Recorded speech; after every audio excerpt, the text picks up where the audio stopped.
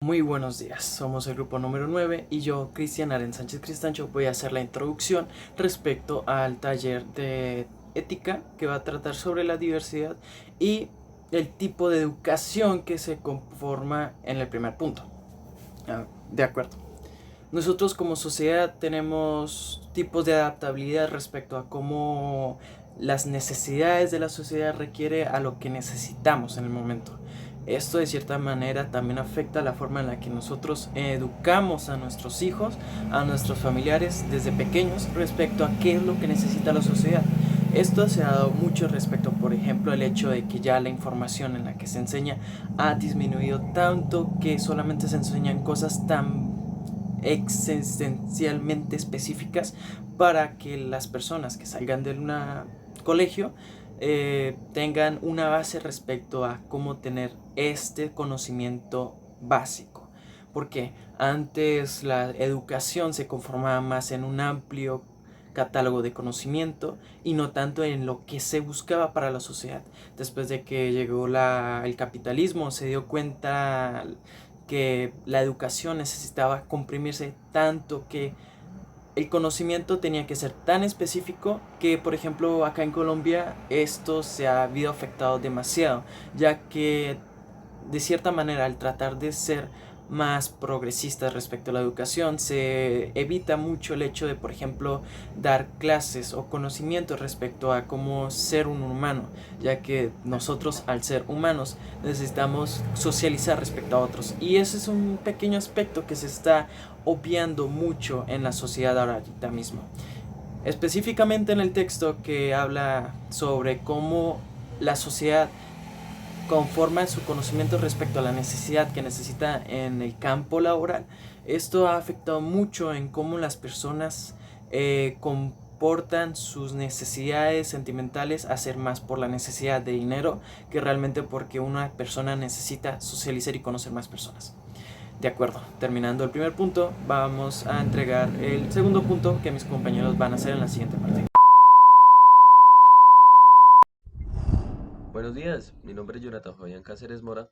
Hoy les hablaremos sobre ciertos puntos del Código de Ética Profesional del taller que nos dejó la profesora.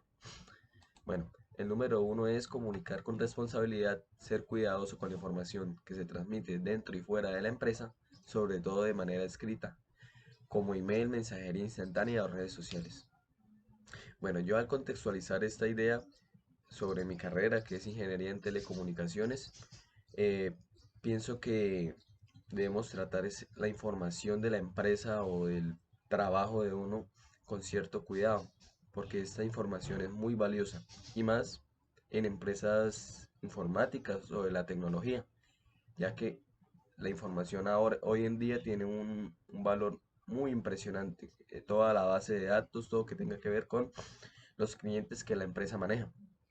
Sí, entonces debemos tener mucho cuidado y no se puede hablar en cualquier momento, en una cafetería o en el bus, ¿sí me entienden? De, de cosas de la empresa, de la información de la empresa, porque la información es muy valiosa para la empresa como tal. Ahora el siguiente punto, protección de los activos de la empresa es responsabilidad de los empleados cuidar de los activos físicos, electrónicos, intelectuales o digitales. Eh, este punto abarca todas las carreras como tal, ya que debemos cuidar lo suministrado para nuestro trabajo, para hacer nuestra labor, ¿sí? Los implementos que nos dan. Ejemplo, en mi carrera se manejan muchísimos equipos electrónicos como tal. Se manejan switches, se manejan routers y todos esos aparatos son muy costosos. Y de esos aparatos dependen cómo va a ir nuestro trabajo como tal, ¿sí? Porque nuestro trabajo es mantener esos equipos y hacerlos funcionar. Bueno, muchas gracias.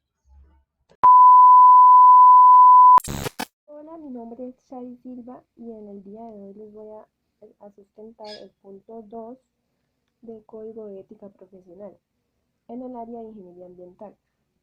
Para ello se escogió dos puntos del Código de Ética, los cuales son Políticas de confidencialidad de la información, proteger los datos tanto de otros miembros del equipo de trabajo como de clientes y proveedores. Un ejemplo de esto es a la hora de analizar un estudio de impacto ambiental o un caso de desastre ambiental, que pues a través de matrices se extrae la información que se necesita para utilizar técnicas o solucionar dicho desastre ambiental. Además, el grupo interdisciplinario podrá, deberá guardar la información que se obtenga a partir de dicho estudio y así preservar la información para no generar daño tanto a la empresa como a los implicados. Buenas tardes, mi nombre es Heidi. Y en el tercer punto, primeramente escogimos la diversidad biológica, que trata de las diferentes especies de fauna y flora existentes en el planeta. Como expectativa podemos tener las diferentes especies aéreas, terrestres y acuáticas en su hábitat, que pues esta vendría siendo la flora. En ellas, en la realidad que estamos viviendo es que pues como comunidad se presentan diferentes trabajos como lo es la minería ilegal, la tala de árboles para la construcción de nuevos proyectos de infraestructura y por último los vertimientos de las grandes industrias a las fuentes hídricas. Diversidad de ecosistemas.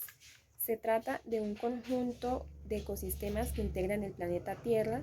En cada tipo de ecosistema prevalece un clima, un relieve y especies animales vegetales características de la zona. En la expectativa tenemos diversidad de ecosistemas en óptimas condiciones sin la intervención del hombre. Y en la realidad tenemos ecosistemas degradados, ya sea por la construcción de vías o infraestructuras cercanas. Además, se observa la reducción del espacio de estos ecosistemas o de estas especies.